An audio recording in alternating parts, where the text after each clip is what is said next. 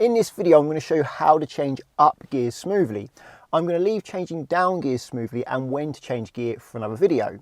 Now, there are many different ways people are going to tell you how to change gear, but essentially it involves you pressing the clutch down, moving the gear stick or the stick shift, whatever you want to call this stick, and then lifting the clutch back up again. Now, although it sounds fairly simple, press the clutch down, move the stick, lift the clutch up. If you don't do it carefully, you're going to end up driving down the road with about as much finesse as a seal on land. So why are you told so many different ways to change gear by different people? And those ways seem to work for them, but they may not work for you.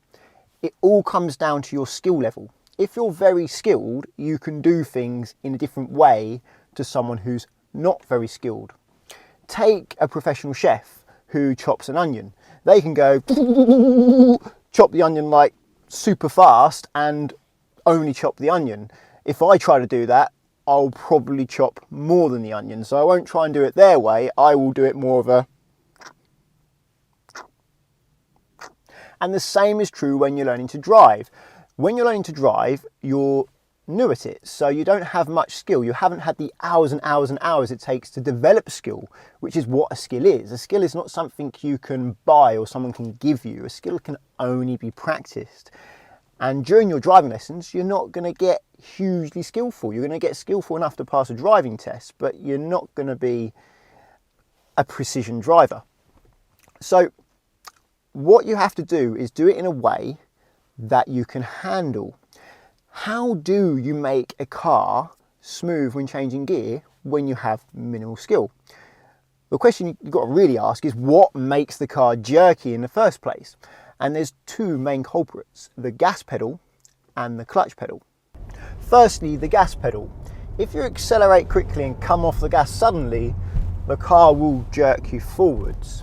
Or even if you just accelerate at a normal rate and come off the gas suddenly, the car does generally jerk you forwards. You can't appreciate that on camera, but it does.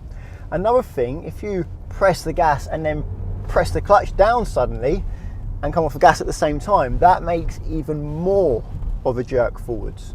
So if you want to get rid of that jerk, what you have to do when you accelerate, before you press the clutch down to change gear, is gently release the gas and now clutch down, and then it's perfectly smooth. Secondly, how you lift the clutch up can make it jerky. So I'll come off the gas gently now, press the clutch down and change the second gear. But if I come off the clutch without pausing like I did there, or even come off the clutch slowly, quite often the car's going to jerk. The car did jerk a little bit there.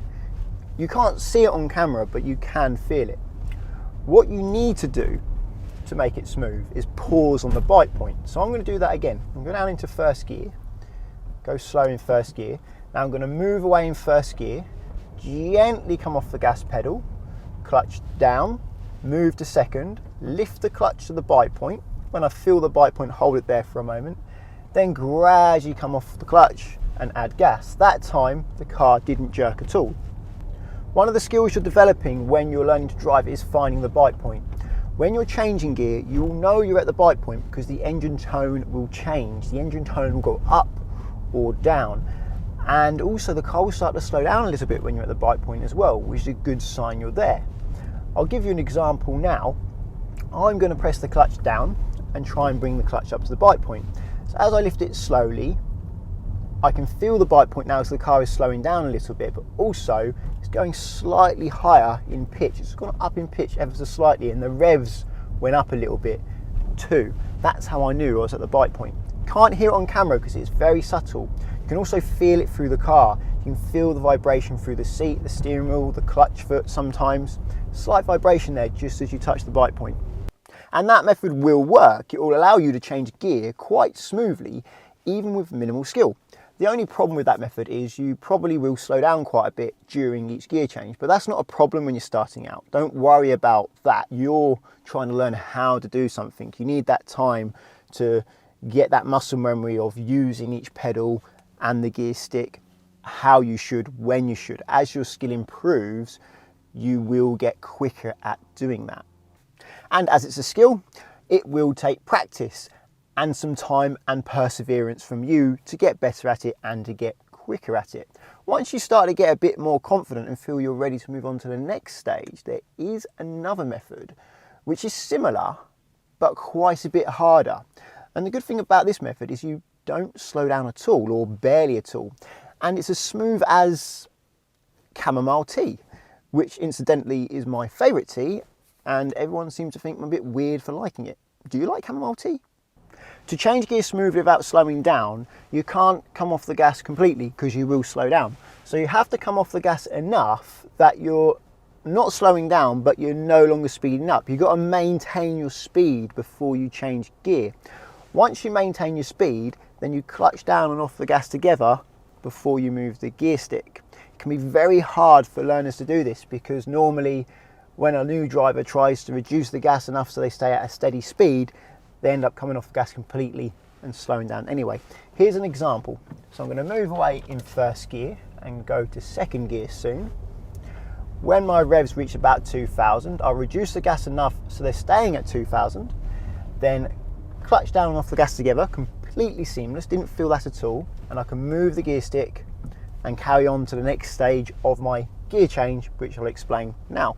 Now you change the gear stick, but you still need to bring the clutch up to finish the gear change.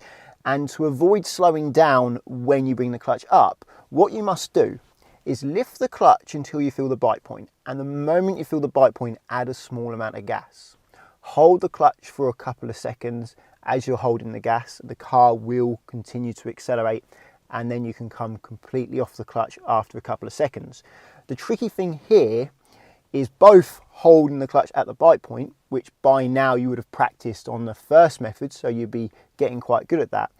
But the trickiest bit is not adding too much gas. If you add too much gas, you can make the car sort of kangaroo up the road a little bit and you can damage the clutch. But if you get it right and do a small amount of gas, you can do a completely seamless gear change that a passenger can barely feel without slowing down at all, or barely at all. Fit for the Queen. So time to put it all together. I'm going to move away in first gear and change to second without slowing down and staying smooth. This is how I do it. So move away in first gear. When I get to about 2000 RPM, I'm going to keep it there by reducing the gas a bit. Then clutch down off the gas into second gear, bring to the bite point and add a bit of gas when I'm at the bite point to keep it going. I don't think I slowed down there much at all. If I did, it's because I was trying to talk about what I was doing whilst I was doing it, which slowed me down a little bit. So I'm going to do it again right now without talking and just see how it happens. You can watch the speedo and it's not going to slow down at all. I hope it doesn't if I do it well. Let's see.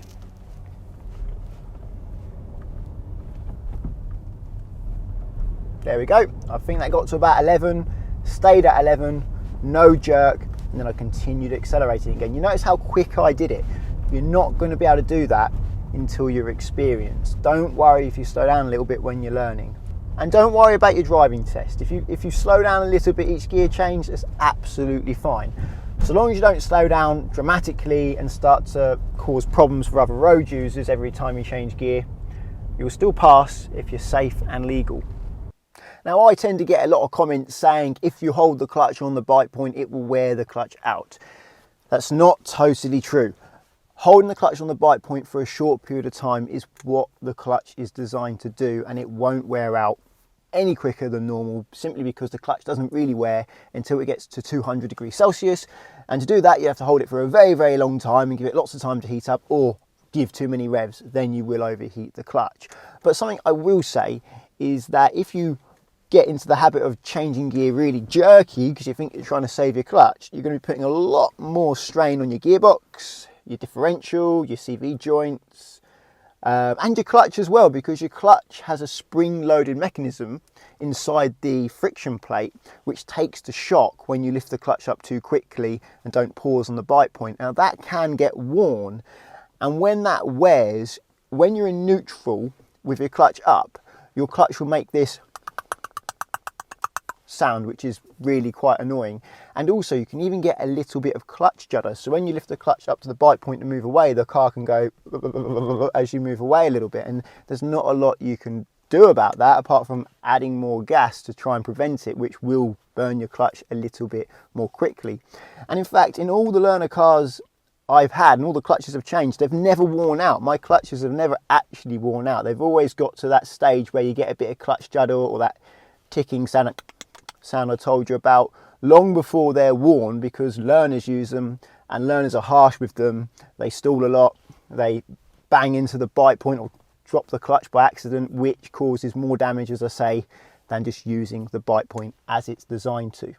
Some cars are harder to learn in than others, and one of the factors that makes a car harder or easier to learn in is what level of engine braking the car has. I find when I'm teaching someone in a car with a lot of engine braking, it's much harder to help them become smooth, and they find it far harder just to get a grasp for driving anyway, because every time they come off the gas the car slows down way too much, which makes it very hard to learn how to change gears smoothly.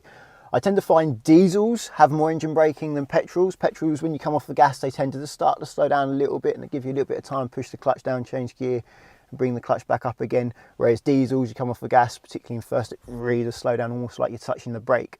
Some cars, particularly older cars or cars with higher mileage, if they have the original gear oil in them, can have quite a stiff gear stick. I find changing the gear oil in this car every 40,000 miles makes a world of difference. The gears start to get a little bit stiffer after about 40,000 miles, put new gear oil in and they're nice and loose again. However, if your gear stick is a little bit stiff and changing the gear oil doesn't help your car, because it doesn't always help, if you've got a rubbish gearbox, you've got a rubbish gearbox, there is a way you can help yourself if you've got a stiff gear. Let's say you want to go to third. Pushing it harder, the harder you try, the harder it's going to be to get into third. It's a bit like those Chinese finger traps where you put your finger in one end of the straw and your other finger in the other end, and the harder you try to get your fingers out, the harder it is. The same with the gear stick. If you want to get it into gear and it's stiff, the best thing you can do is push gently and gradually increase the pressure and it will pop in on its own accord. And to show you just how light the gears can be when you're gentle, I'm going to use my finger. I'm going to gently push the gear stick into third, and you'll find that about halfway in, if I'm being gentle, the gear stick will actually fall into third on itself. I won't actually have to press it all the way. So watch, I'm pressing the gear stick gently and gradually increasing my pressure, and eventually it fell in on its own. After all, patience is just understanding. If you're practicing without an instructor, make sure you have insurance. Get £20 off via the link in the description to Collingwood, who provides specialist learner insurance that allows you to practice in a friend or family member's car without risking their no claims bonus. If you want to insure your own car, click on the link to confused.com.